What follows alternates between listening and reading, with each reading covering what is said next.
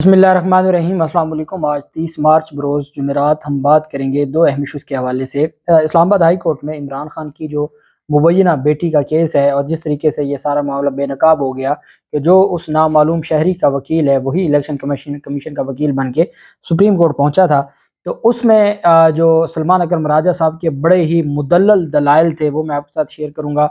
और जो peoples party और नून लीग की फॉरेन फंडिंग के केसेस हैं उसके हवाले से पाकिस्तान तहरीक इंसाफ की इस्लामाबाद हाई कोर्ट में दरखास्त थी, उसकी तफसील भी मैं आपके साथ शेयर करूंगा। और सीनियर ओहदेदार ने इस्तीफ़ा दे दिया है इस्लामाबाद में, उसके ऊपर भी हम बात करेंगे और रीज़न भी मैं आपको बताऊंगा। पहले हम बात कर लेते हैं, कुछ चीज़ें हैं जो मिस हो जाती हैं, काफ़ी सारे केसेस हैं और आप जानते हैं कि मुल्क की तमाम हाई कोर्ट्स में जो केसेस हैं वो रिपोर्ट्स तो हमारे पास हमारे टीम मेंबर्स भेज देते हैं, उसकी जितनी भी तफसीलात होती हैं, लेकिन चूंकि सुप्रीम कोर्ट ऑफ पाकिस्तान में अहम केस की समाअत हो रही है तो हमारे दो वी लोग उसमें आ जाते हैं और बाकी फिर कोशिश करते हैं कवर करने की, और डीएम करते हैं मुझे लोग ट्विटर पर और पूछते हैं कि इस केस का नहीं बताया। कोशिश होती है कि तमाम जो केसेस हैं, जो अहम केसेस मुख्तलिफ अदालतों में आपको इन्फॉर्म किया जाए, लेकिन कुछ चीज़ें इंसान के बस में नहीं होती। राना सनाउल्लाह के ख़िलाफ़ भी अंदराज मुकदमा की दरख्वास्त दायर की गई है और दूसरी जानब जो इस्लामाबाद हाई कोर्ट में राना सनाउल्लाह के ख़िलाफ़ इमरान खान की दरख्वास्त थी उस पर जो इतराज़ात लगे थे वो इतराज़ात ख़त्म हो गए हैं, और इतराज़ात ख़त्म होने के बाद राना सनाउल्लाह के ख़िलाफ़ अब दरख्वास्त पर मेरिट के ऊपर समाअत होगी। जबकि दूसरी जानब साबिक़ वज़ीर-ए-आज़म इमरान खान को जान से मारने की धमकी से मुतल्लिक़ दरख्वास्त दायर की गई है अंदराज मुकदमा की, और ये थाना सिटी रेनाला खुर्द और थाना सिटी साहिवाल में ये दो दरखास्तें मुख्तलिफ लोगों ने दरखास्तें दी हैं। दरखास्त काशिफ मजीद एडवोकेट की मुद्दत में दी गई है और दूसरी दरखास्त भी एक मकामी शहरी की जानब से दी गई है, पीटीआई के वर्कर हैं। उन्होंने कहा है कि राना सनाउल्लाह ने खुली धमकी दी है कि इमरान खान रहेगा या हम रहेंगे। राना सनाउल्लाह की खुली धमकी है, वज़ीर दाखिला जानबूझकर मुल्क में अनारकी फैला रहा है। राना सनाउल्लाह ने कहा कि एक सोचे समझे मंसूबे के तहत इमरान खान को धमकियां देकर मुल्क की हालात ख़राब कर रहा है। दरख्वास्त में मज़ीद कहा गया कि इससे कबल भी वज़ीर आबाद में इमरान खान को जान से मारने का हमला करवाया गया था और इमरान खान ने राना सनाउल्लाह को उसमें नामजद किया था। साहिवाल में दरख्वास्त पीटीआई के रहनुमा व सदर lawyers forum Malik Sajjad Awan advocate साहब ने दी है। दरख्वास्त में यह मौक़िफ़ अपनाया गया कि राना सनाउल्लाह ने साबिक़ वज़ीर-ए-आज़म इमरान खान को जान से मार देने की धमकी दी, इश्तियाल अंगेज़ बयान दिया, इनके खिलाफ मुकदमा दर्ज किया जाए। तो अब देखते हैं कि जिस तरीके से पाकिस्तान तहरीक इंसाफ के रहनुमाओं के खिलाफ मुल्क के मुख्तलिफ शहरों में मुकदमा दर्ज होते हैं, निगरान हुकूमत जो है तो कहने को तो निगरान है लेकिन हकीकत में वो पीडीएम ही की हुकूमत है, वो मुकदमा दर्ज करती है या नहीं करती।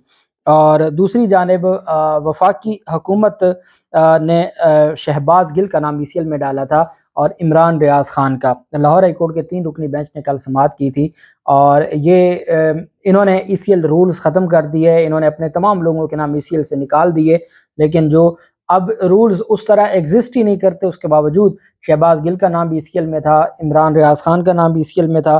3 रुकनी बेंच था चीफ जस्टिस अमीर भट्टी साहब की सरबराही में। उन्होंने जो रिपोर्ट जमा करवाई गई वफाक की जानिब से और बताया गया कि इमरान रियाज खान के खिलाफ जो ईसीएल से नाम में डाला गया था वो नाम उनका निकाल दिया गया है और उनका नाम ईसीएल से रिमूव कर दिया गया है। तो उसकी हद तक तो केस वैसे डिस्पोज ऑफ हो गया इमरान रियाज खान की हद तक। दूसरी जानिब था शहबाज गिल का, तो शहबाज गिल का भी उन्होंने कहा कि प्रोसेस है और इनके खिलाफ बगावत के मुकदमात हैं और फलां।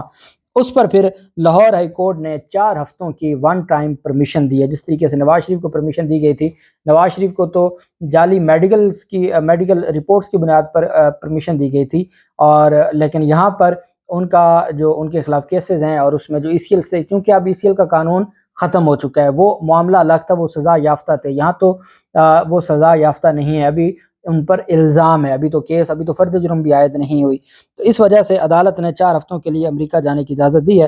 अदालत ने शहबाज गिल को 1 मरतबा बैरून मुल्क जाने की इजाज़त दी है और अदालत ने शहबाज गिल का नाम ईसीएल में शामिल करने पर वफाकी हुकूमत से जवाब भी तलब कर लिया है और मेन केस पेंडिंग रहेगा और शहबाज गिल अमेरिका चले जाएंगे और फिर वो वापस आएंगे।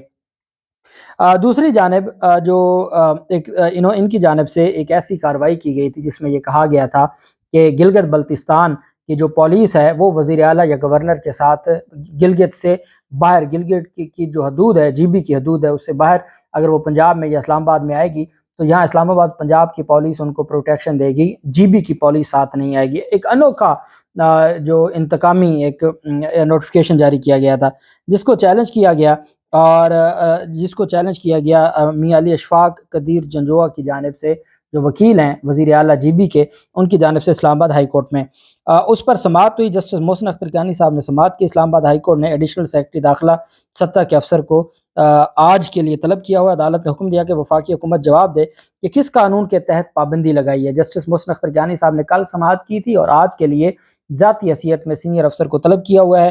جسٹس محسن اختر کیانی نے وزیر اعلیٰ جی بی کی درخواست پر سماعت کی۔ وزارت داخلہ کا نوٹیفیکیشن چیلنج کیا ہوا تھا، درخواست گزاروں کی جانب سے وکلا پیش ہوئے۔ اسلام آباد ہائی کورٹ میں دائر درخواست میں کہا گیا کہ وزارت داخلہ نے جی بی پولیس اہلکاروں کو دوسرے صوبوں میں ساتھ لے جانے پر پابندی عائد کی۔ گلگت بلتستان کے گورنر اور وزیر اعلیٰ کی سیکیورٹی سے متعلق احکامات جاری کیے گئے۔ نوٹیفیکیشن کے مطابق جو ہے وہ جو ان کی جانب سے جو نوٹیفیکیشن ہے وہ غیر قانونی ہے اور غیر قانونی طور پر سیکیورٹی کو روکا گیا ہے۔ گلگت بلتستان پولیس کے حوالے سے امتیازی سلوک پر مبنی نوٹیفیکیشن جاری نہیں ہو سکتا۔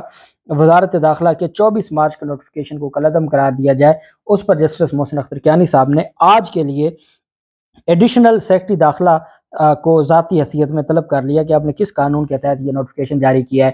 بیسیکلی تو یہ اس وجہ سے جاری کیا گیا ہے کہ وزیر اعلیٰ گلگت بلتستان عمران خان کے ساتھ جاتے ہیں جہاں بھی سفر ہوتا ہے، اور گلگت بلتستان کے جو ان کا اسکواڈ ہے وہ ساتھ ہوتا ہے، تو یہ تکلیف ہے اور اس تکلیف کی وجہ سے یہ سارا کچھ کیا گیا ہے۔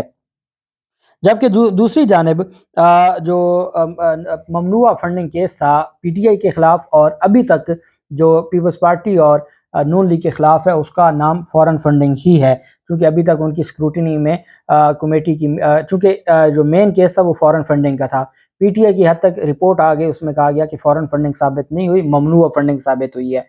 ان کی حد تک ابھی فورن فنڈنگ کی جو انکوائری ہے یا اسکروٹنی کا پروسیس ہے وہ پینڈنگ ہے۔ پی ٹی آئی نے درخواست دی تھی کہ ہمارے خلاف تو آ گئے فیصلے، رپورٹیں آ گئیں، الیکشن کمیشن ان کے خلاف کیوں نہیں کارروائی کرتا اور اس کارروائی کو آگے کیوں نہیں چلاتا۔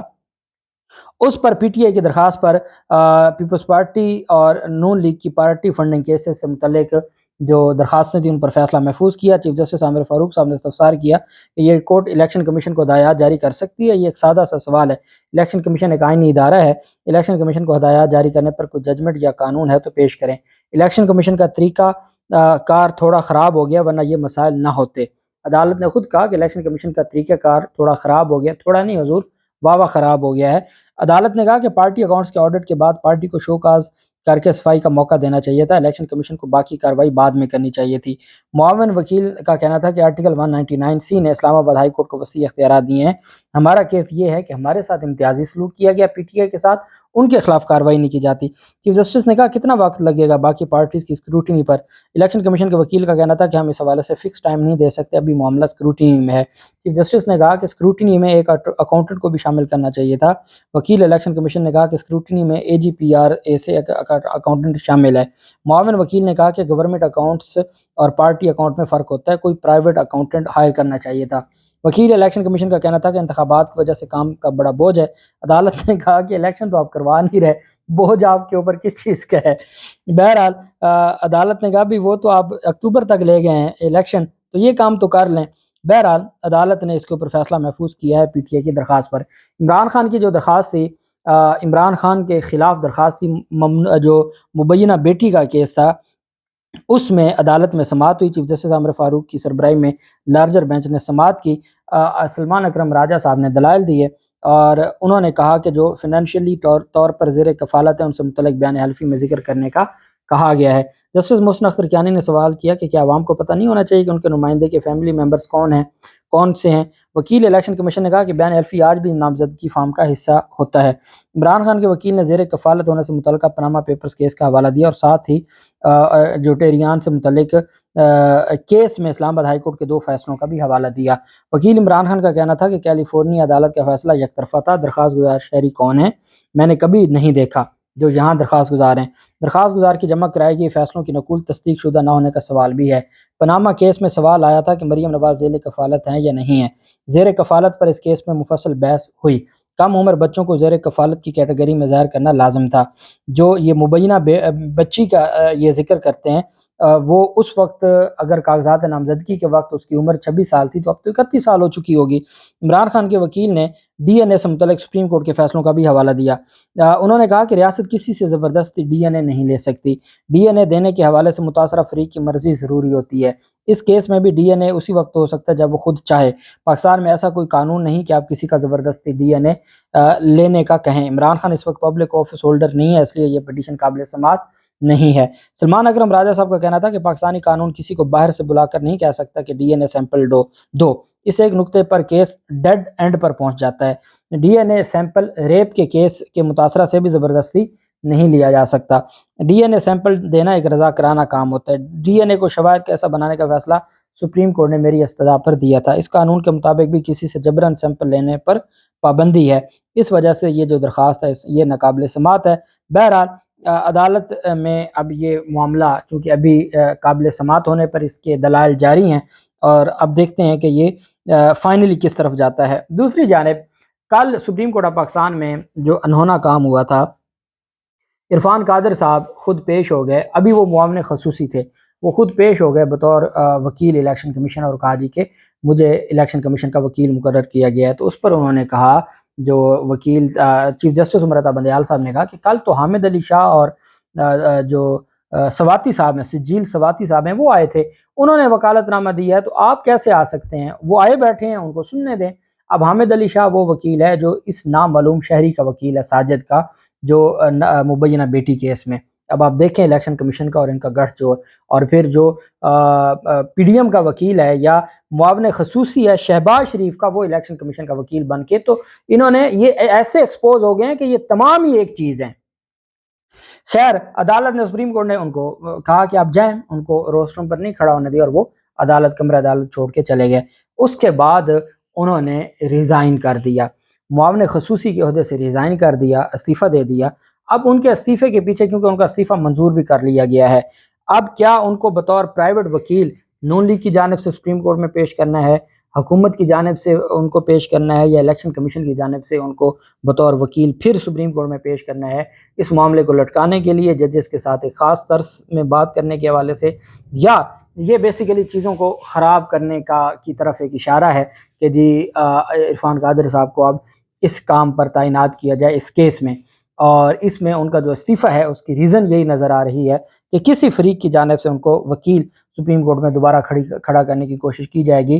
اکتوبر 2022 میں ان کو معاون خصوصی بنایا گیا تھا، اب انہوں نے استعفیٰ دے دیا ہے، اور یہ ایک معاون خصوصی نے استعفیٰ دیا۔ چلیں ایک معاون خصوصی تو کم ہوا اس لمبی چوڑی کیبنٹ میں سے۔ اللہ پاک پاکستان کا حامی و ناصر ہو۔ بہت شکریہ، اللہ حافظ، پاکستان زندہ باد۔